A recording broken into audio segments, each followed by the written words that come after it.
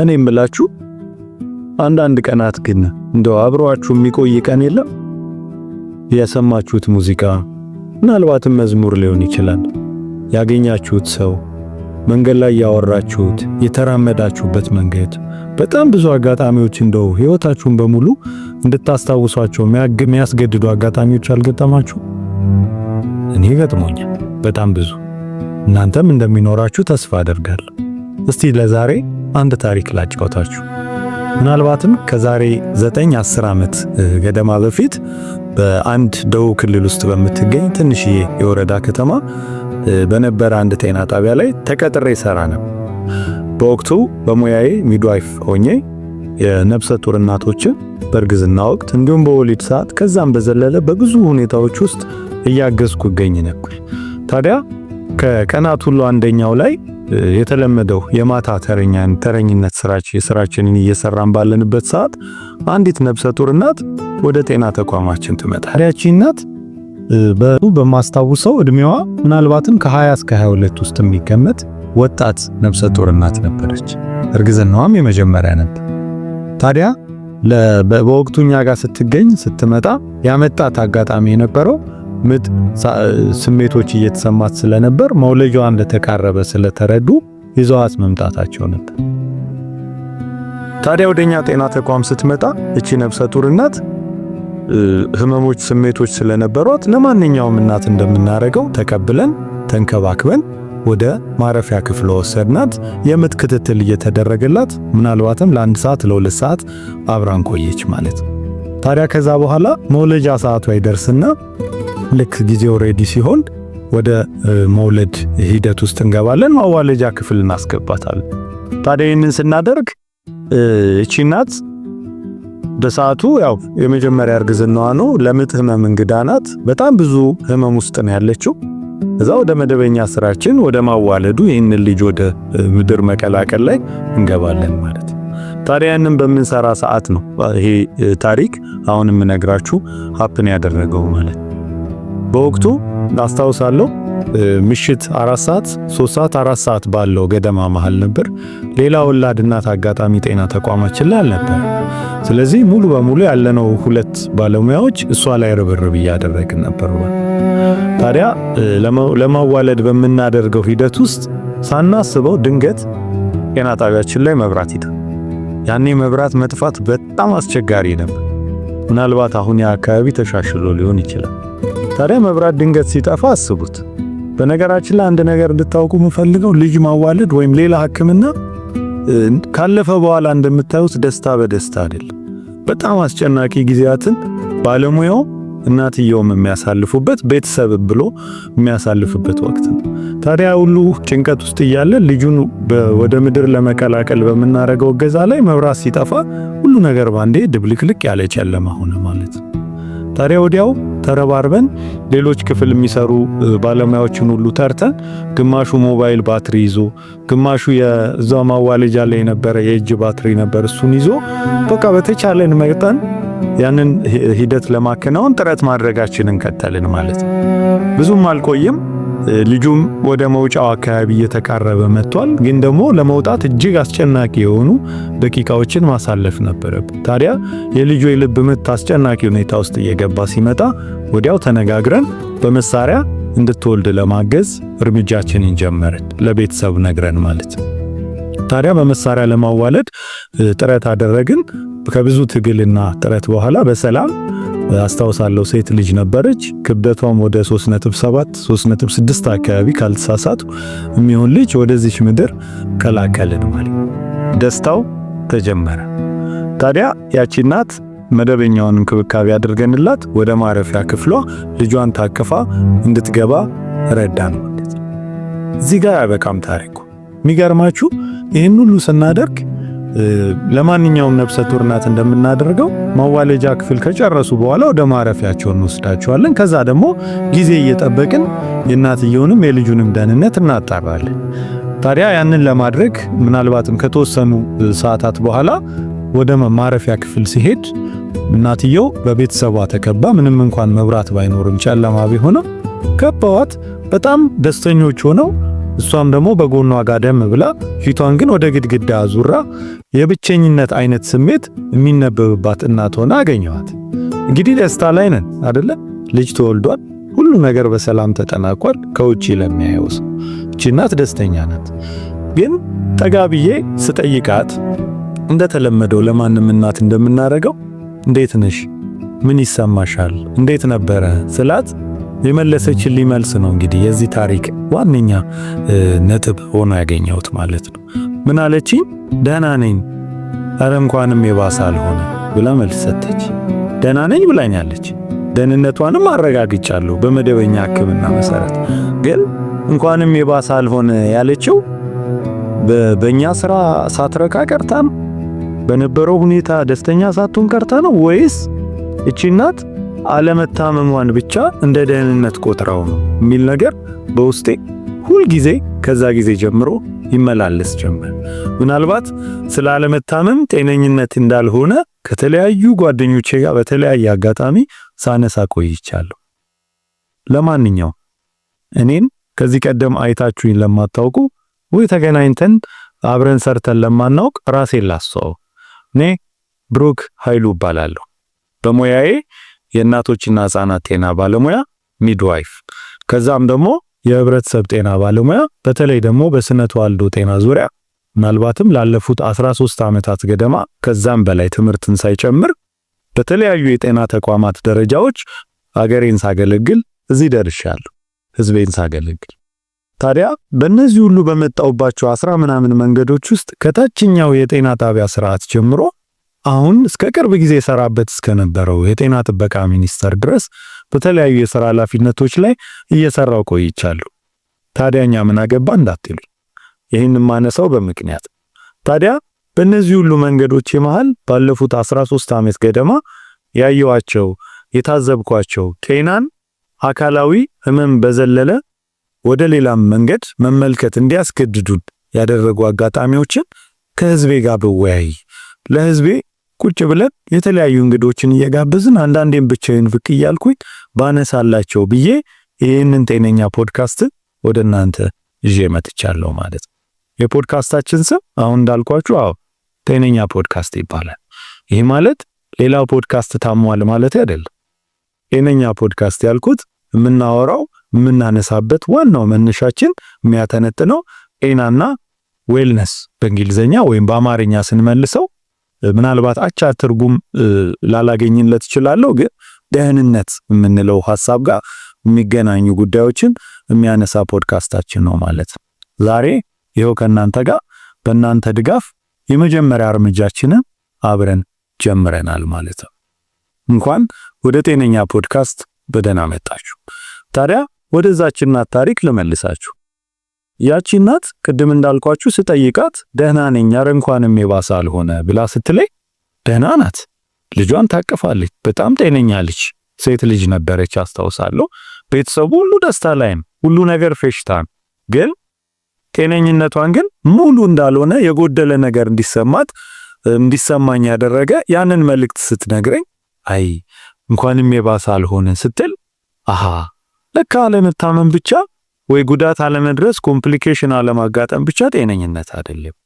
ከዛ የዘለለ በጣም ብዙ ተያያዥ ጉዳዮች አሉ ብዬ እንዳስብ አስገደደኝ ማለት ነው። ታዲያ ይሄንም ምናልባትም ለዚህ ሁሉ ዓመት ሳስበው ቆየውና አሁን ግን ሰፋ አድርጌ ለህዝብ ባደርሰው ሰው ብዙ ነገር ይጠቀምበታል፣ ማህበረሰቤንም እጠቅማለሁ ብዬ ስላሰብኩ ጤነኛ ፖድካስትን ይዤ ተከስቻለሁ።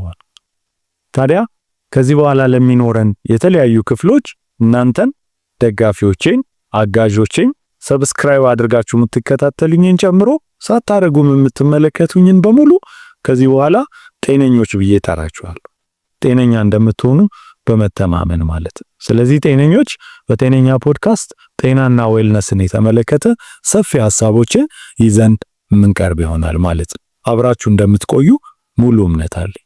ጤነኛ ፖድካስት ከብሩክ ጋር አለመታመም ጤነኝነት አይደለም ብሎ ዛሬ ጉዞውን ጀምሯል ማለት ነው።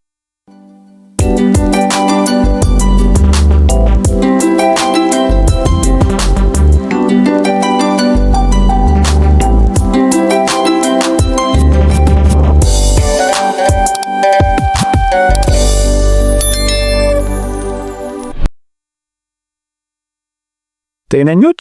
ታዲያ ጤነኛ ፖድካስት ዓላማው ምንድነው? ምንድነው ራዕዩ ብላችሁ ከጠየቃችሁ የተወሰነ ነገር ልበላችሁ። እንግዲህ ጤናን ሆስፒታል ከመጎብኘት፣ ካርድ ከማውጣት፣ ቀጠሮ ተሰጥቶት ሕክምና ከማድረግ ዘለል አድርጎ የሚመለከት ፖድካስት። ስለዚህ የምናወራቸው ጉዳዮች ከተለመዱ የጤና ውይይቶች ትንሽ ጠለቅና ሰፋ ያሉ ጤናን ይመለከታሉ፣ ይነካሉ የምንላቸው ጉዳዮች ላይ የምናነሳ ይሆናል ማለት ነው። ለጤነኛ ፖድካስቶች ጤና የክብር ጉዳይ ነው። ለጤነኞች ወይም ለጤነኛ ፖድካስቶች ጤና የአእምሮ ሰላም ጉዳይ ነው። ለጤነኞች ጤና ከማለም መቻል በዘለለ ነው። ሰው ጤናማ ሆኖ ህልመኛ መሆን፣ ከዛም ደግሞ ልጅን ወልዶ ያለምንም ችግር እዚች ምድር ላይ ማሳደግ መቻል፣ ከዛም አልፎ ተርፎ ጤናውን ጠብቆ አጠቃላይ በምድር ላይ ያለውን ህይወት ሰላማዊና ነፃነት የተሞላበት ማድረግ ሲችል ጤነኛ ነው ብለን እናስባለን። እንግዲህ ይሄ ከመደበኛ የሳይንሳዊ የጤና ዴፊኒሽን ሰፋም ያለ ነው ማለት ነው። ጤነኛ ስንል አንድ ሰው ሙሉ ጤነኛ ነው ብለን የምንናገረው እንደ ዓለም ጤና ድርጅት ዴፊኒሽን ወይም ማብራሪያ መሰረት ሙሉ ጤነኛ የምንለው ሰው ከአካላዊ ጤነኝነት በዘለለ አእምሮአዊ፣ ስነልቦናዊ፣ መንፈሳዊ እንዲሁም ደግሞ ሌሎች ተያያዥ ጉዳዮች ላይ ሙሉ ጤነኛ ሲሆን ነው አንድ ሰው ጤነኛ የምንለው ማለት ነው። ታዲያ ጤነኞች ይህን እየሰማችሁ ምን ያህል ጤነኛ ነን ብላችሁ ታስባላችሁ? እስቲ ራሳችሁን ጠይቁ። አይ ጤነኛ ነኝ ብላችሁ የምትሞግቱም ካላችሁ እስቲ አስተያየት መስጫ ላይ ሐሳባችሁን ቁጭ አድርጉልን። እንደ ጤነኛ ፖድካስት ግን እነዚህ ነገሮች በሙሉ የሚይዝ ሰው ጤነኛ ነው ብለን እናምናለን። ሌላው ግን ታሟል ማለታችን አይደለም። ጤነኝነቱ ደረጃው ይለያያል ብለን መረዳት መውሰድ እንችላለን ማለት። ታዲያ ይሄ ለምን አስፈለገ ካላችሁኝ አለመታመም ጤነኝነት አይደለም ብለን ስናወራ አንድ ሰው እንዴት ነህ ብላችሁ ስትጠይቁት አይ ደህና ነኝ አልታመምኩም ይላችኋል በተለምዶ አይደለ? ግን ከዛ ድምጽ በዘለለ በጣም ብዙ ሌሎች ጉዳዮች አሉ። አንድ ሰው ድካም ይኖረዋል። በጣም የማይናገረው ለሰው የማያወራው ከፍተኛ ድካም፣ የአእምሮ ጭንቀት፣ ብዙ ለሰው ፊት ለፊት የማይታይ ከዛ ደግሞ አጠቃላይ ኑሮን የመቋቋም እንዲሁም የብቸኝነት የተለያየ አይነት ስሜቶች በሰው ውስጥ ያልፋሉ። ታዲያ እነዚህ በመደበኛ መለኪያ ስታዩቸው ጤነኛ ነው ያ ሰው ስትሉ አው ደህና ነኝ አልታመምኩም ይላችኋል። ግን ኔሰሰርሊ እንደዛ ማለት ላይሆን ይችላል። ለዛ ነው ጤነኝነት አለመታመም ብቻ አይደለም ብለን የምናስበው ማለት። ታዲያ በጤነኛ ፖድካስታችን ለነዚህ ውይይቶች የሚረዳ በሩን ቀስ አድርገን ከአክብሮት ጋር ለሁላችንም ለማህበረሰባችን ለተከታታዮቹም ሊሆን ይችላል ለማይከታተሉንም የውይይት በር ለመክፈት ቆርጠን ተነስተናል ማለት ነው። አብራችሁን ረጅም መንገድ እንደምትጓዙ በመተማመን መናገር ይችላል። ታዲያ ያ መሆን የሚችለው ሰብስክራይብ፣ ላይክ እና ሼር ስታደርጉልን እንደሆነ ማስታወስ እፈልጋለሁ። ጤነኞች አሁንም አብራችሁ እንዳላችሁ በእርግጠኝነት መናገር እችላለሁ። አብረን እንቆያለን። የዛሬው የመጀመሪያ ክፍል የጤነኛ ፖድካስታችን መነሻ ሐሳብም ይሄ ነው። አለመታመም ጤነኝነት አይደለም።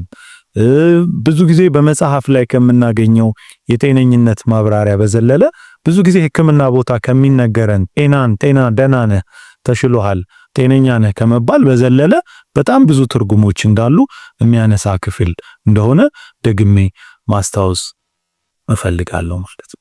ብዙ ጊዜ በእኛ ማህበረሰብ ስናክ ሰው ታሟል፣ እገሌ ታሟል እንጠይቀው፣ እገሌ ደህና አይደለም እንጠይቀው የምንለው አካሉ እግሮቹ ወይም ሰውነቱ አልታዘዝ ሲለው፣ መራመድ ሲያቅተው፣ ወይ ሲደክመው፣ ወይ በጣም ለመንቀሳቀስ የሚያዳግት አካላዊ ጉዳት ሲደርስበት ብቻ እንደሆነ ልብ ማለት ያስፈልጋል። ግን ብዙ ሰው በአካሉ ደህና ሆኖ ቆሞ እየሄደ ብዙ ነገር እየከወነ የዕለት የዕለት ነገሩን ውስጡ ግን ጤነኛ ማይሆንበት በጣም ብዙ አጋጣሚዎች አሉ። ጤነኞች እስቲ አንድ ነገር ልጠይቃችሁ። ብዙ ጊዜ ሰው ስልክ ደውሎ ወይም መንገድ ላይ አግኝቷችሁ እንዴት ነህ ወይም እንዴት ነሽ ብለው ሲጠይቋችሁ ደህና ነኝ ትላላችሁ አይደል? እውነት ደህና ናችሁ? እስቲ በደንብ ራሳችሁን ፈትሹ። ይሄ ማለት እያስፈራራችሁ አይደል? ደህና ነን ስትሉ ግን ለአፍ ያህል ነው ደህና ነን የምትሉት ወይስ ውስጣችሁ ብዙ ነገር እየተመላለሰ ያንን ለሰው አላሳይም ብላችሁ ዝም ብላችሁ ደህና ነን ትላላችሁ? እሱን በደንብ ራሳችሁን እንድትጠይቁ እንፈልጋለን። ለዛ ነው ሙሉ ደህነኛ የሆነ ሰው ደህና ነው ብሎ ሲናገር እነዚህ ነገሮች ግምት ውስጥ ቢከት ብለን እናስባለን። ለምሳሌ ጠዋት ስትነሱ በደንብ በቃ በዓላማ ዛሬ ይሄን እከውናለሁ ብሎ የሚያስነሳ ጉልበትና ኢነርጂ ይዛችሁ ስትነሱ ደህና ናችሁ ብለን መናገር እንችላለን ከመደበኛው በዘለለ። ሌላስ የህይወት ውጣ ውረድ እለት የሚገጥማችሁ ከፍ ዝቅ ማለት የምትሄዱበት ውጣ ውረድ በስራ ቦታ የሚገጥማችሁ በምትውሉበት በትምህርት ቤት በተለያየ ሁኔታ የሚያጋጥማችሁ ብዙ አስቸጋሪ ነገሮች አሉ ከደስታ በዘለለ። እነዚህን ሁሉ በስሜት ብስለት ተቋቁሞ ማለፍ መቻል ያ ደህና ናችሁ ብሎ ለመናገር አንድ መለኪያ ሊሆን ይችላል። ከዛስ በዙሪያችሁ ያለን ሰው በአካባቢያችሁ የሚኖር ሰው የተቸገረ ሊሆን ይችላል፣ የእናንተን እገዛ የሚፈልግ ሊሆን ይችላል። ከዛም አልፎ ደግሞ ምንም የእናንተን እገዛ የሚፈልግ ባይመስልም ጠጋ ብላችሁ ማውራት፣ ከማህበረሰቡ ጋር መወያየት፣ ንግግር ማድረግ፣ ኢንተራክት ማድረግ ስትችሉ እሱም አንድ የጤነኝነት ወይም የደህንነት መለኪያ ነው ብለን እናምናለን። ከዛ በተጨማሪ ደግሞ ኑሮን ስንኖር ለመኖር ምክንያት የሚሰጠን አስደሳች የህይወታችን ክፍሎችም ሁሉ ጤነኝነትን ወይም ደህንነትን ሊያካትቱ የሚችሉ ጥቂት ሐሳቦች ናቸው ማለት ነው። ታዲያ እነዚህን ሁሉ ነገሮች በጤነኛ ፖድካስት እያዳበርን እንሄዳለን ማለት ነው። ታዲያ ወደዛች ልጅ ታሪክ ስመልስላችሁ የተነሳንባት ያቺ ወጣት ነፍሰ ጡር እናት ደህና ነኝ ኧረ እንኳንም ያልባሰ አልሆነ ስትል እኔ የወሰድኩት አካላዊ እንትኗ ደህና ነው፣ ግን ደግሞ ውስጧ በጣም የሚያጨናንቃት የሚመላለስ ብዙ ጉዳይ አለ። በጣም የሚገርማችሁን ነገር ልንገራችሁ።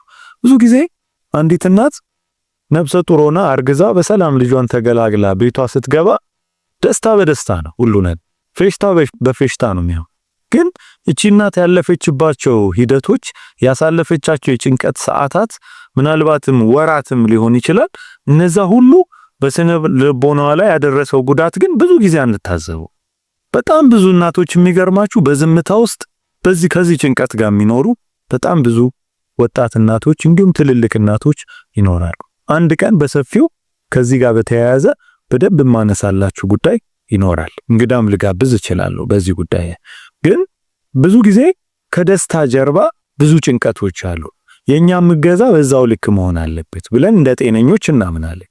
የምናደርገው ልጅን መመገብ፣ ያችን እናት ምግብ ቶሎ እንድታገኝ ማድረግ ምናምን ብቻ ላይሆን ይችላል። ከዛ በዘለነ የተጎዳው ስነ ልቦናዋን መጠገን፣ የብቸኝነት ስሜት እንዳይሰማት ብዙ ጊዜ በመጋረጃ ውስጥ ሸፍነን የምናውላት እናት ምን ያህል ስነ ልቦናዋን እየጎዳን ነው፣ አይምሮዋንስ እያስጨነቅን ነው ወይ ብለንም ማሰብ ተገቢ ሊሆን ይችላል። ስለዚህ እንደው ለምሳሌ ያህል ነፍሰ ጡር እናትን አነሳውላችሁ እንጂ በጣም ብዙ ሰዎች ከተለያየ ህመም ጋር በስቃይ የሚኖሩ ብዙ ሰዎች ይኖራሉ። ከህመሙ በዘለለ ሌሎች ጉዳዮችም ላይ እገዛችንን እናርዝመው ብዬ ማስታወስ እፈልጋለሁ። ታዲያ ለዚህ ነው ጤነኛ ፖድካስት ይህንን ነው የሚያስታውሰን። የሴትዮዋም ታሪክ ይህንን ነገር ነው እንዲያነሳልን የምንጠብቀው ማለት ነው። ታዲያ ጤነኞች ከጤነኛ ፖድካስት ምን ትጠብቃላችሁ? የተወሰነ ነገር ልበላችሁ። ከዚህ በኋላ የሚኖሩን በርካታ ክፍሎች ላይ በተከታታይ የምናነሳቸውን ሐሳቦች ጠቆም ላድርጋችሁ። በተከታታይ ለምናነሳቸው ሐሳቦች ላይ ስለ እናትነት፣ ስለ እርግዝና፣ ስለ ወሊድ፣ ስለ ህፃናት አስተዳደግ ከዛም የዘለለ ስለ አእምሮ ህመም፣ ወጣቶች ጤና እንዲሁም ደግሞ የማህበረሰብ ጤናንም የተመለከተ በጣም ብዙ ነገሮች ላይ ምናወራ ይሆናል። ለዚህ ብቻ አይደሉም። ስለ አካባቢያችን፣ ስለ ቆሻሻ አወጋገድ፣ እሱ በእኛ ላይ ስለሚያመጣው ተጽዕኖ ከዛም በዘለለ ደግሞ የጤና ፍትሃዊነት ስለምንለው ጉዳዮችም ጭምር ብዙ ነገሮች በየቀኑ ከኛ ህይወት ጋር ግንኙነት አላቸው ብዬ ማምናቸውን በተከታታይ እንግዶችን ጋብዤ አሊያም ደግሞ ብቻዬን ብቅ እያልኩኝ ለውይይት መነሻ የሚሆኑ ሐሳቦችን ማቀርብላችሁ ይሆናል። ከጤነኛ ፖድካስት ይህን ጠብቁላ። ታዲያ ይህን ሁሉ ስናደርግ እኔ አዋቂ የበቃው ሁሉን ነገር ለማውራት የመጨረሻ ዝግጁ የሆንኩኝ ሰው ሆኜ አይደል። ለውይይቱን ግን ለማስጀመር በቂ የሆነ ዝግጅት አለኝ ብዬ አምናለሁ። ምናልባት የምንማረው አብረን ሊሆን ይችላል። ከምንጋብዛቸው እንግዶች በጋራ ቁጭ ብለን ብዙ የምንማራቸው ነገሮች እንደሚኖሩ አልጠራጠርም። ታዲያ የምንጋብዛቸው እንግዶች አንዳንድ ጊዜ በሙያው፣ በስራው፣ በጣም ብዙ ዓመት ያሳለፉ ይሄ ሰብጀክት ማተር ኤክስፐርት ብለን በእንግሊዘኛ የምንጠራቸው ወይም በጉዳዩ ላይ ጠለቅ ያለ ዕውቀት አላቸው የምንላቸው ሰዎች ሊሆኑ ይችላሉ። ታዲያ ሁሌ እንደዛ ላይሆን ይችላል። አንዳንድ ሰው መደበኛ ሰውም ሆኖ አስተማሪ ታሪክ ያለው ሰው ሊሆን ይችላል። እንደዛ አይነት ሰዎችንም እዚህ መድረክ ላይ አምጥተን ይሄ ፖድካስት የሁሉም ህብረተሰብ እንደሆነ ማንሳት፣ መወያየት፣ አንዳችን ካንዳችን ትምህርት እንድንወስድ ማድረግ እንመኛለን ማለት ነው። ፖድካስታችንም በዛ መልኩ ይቀጥላል ማለት ነው። ታዲያ የዛሬ ጤነኛ ፖድካስቴን ከማጠናቀቄ በፊት የተወሰነ ጊዜ ወስዳችሁ በዚህ ጉዳይ ላይ ሐሳብ እንድትሰጡ ወይም ደግሞ በኮሜንት አስተያየት መስጫ ሳጥናችን ላይ መልእክታችሁን እንድታስቀምጡልኝ አደራ ማለት ይፈልጋል። ሰብስክራይብ ማድረጋችሁም አይረሳ። ታዲያ ለመውጫ ያህል አንድ ጥያቄ ጠይቄያችሁ የቅድሙን አስታውሼ ልመለስ። ጤነኞች ሰው ሲጠይቃችሁ ደህና ነኝ የምትሉት ደህና ሆናችሁ ነው? እስቲ ይህንን መልስ በደንብ አስቡበት፣ ተወያዩበት። ከጓደኞቻችሁ ጋር በስራ ቦታ፣ በምሳ ሰዓት፣ ትምህርት ቤት፣ በረፍት ሰዓት፣ በተለያየ ሁኔታ ውስጥ ሆናችሁ ወይም አሁን ካሰብናቸው ውጪም በሆነ ሁኔታ ውስጥ እንድትነጋገሩበት እጋብዛለሁ። ታዲያ አሳውቁን። እዛ ላይ ይመለከተኛል፣ ይሄ ጉዳይ በደንብ ነክቶኛል ብላችሁ ካሰባችሁ መልእክታችሁን አስቀምጡልን። ለሌላ ይመለከተዋል ለምትሉትም ሰው እንድታጋሩ አደራ ማለት እንፈልጋለን። በመጨረሻም የዛሬው የጤነኛ ፖድካስት ፕሮግራማችንን ቁጭ ብላችሁ ስለተመለከታችሁ እስከዚህ ደቂቃ ድረስ አብራችሁን ስለቆያችሁ እጅግ በጣም በትልቅ አክብሮት ላመሰግናችሁ እፈልጋለሁ። እሱ ብቻ አይደለም፣ ከዚህም በኋላ በተከታታይ በምናነሳቸው ጉዳዮች ላይ እየተገኛችሁ ቤተሰብ ሆነ ትልቅ ውይይቶችን እያደረግን እንድንቀጥል አደራ ማለት እንፈልጋለን ማለት ነው። ጤነኝነትን እንደገና ሪዲፋይን እናድርገው። ጤነኝነት ከአካላዊ ህመም የዘለለ ነው። አለመታመም ጤነኝነት አይደለም። ይሄ መልእክት ከነካችሁ፣ ይሄ መልእክት ትክክለኛ ነው ብላችሁ ካሰባችሁ ቤተሰብን ነው። ሰብስክራይብ አድርጉ፣ ላይክ አድርጉ፣ ለሚመለከታቸው ደግሞ ሼር አድርጉልን። ጤነኛ ፖድካስት ከብሩክ ጋር የዛሬው ፕሮግራማችን ይህን ይመስላል። ቀጣይ በአዲስ ርዕስ ከእንግዳ ጋር ማገኛችሁ ይሆናል። አብራችሁን ቆዩ። አመሰግናለሁ።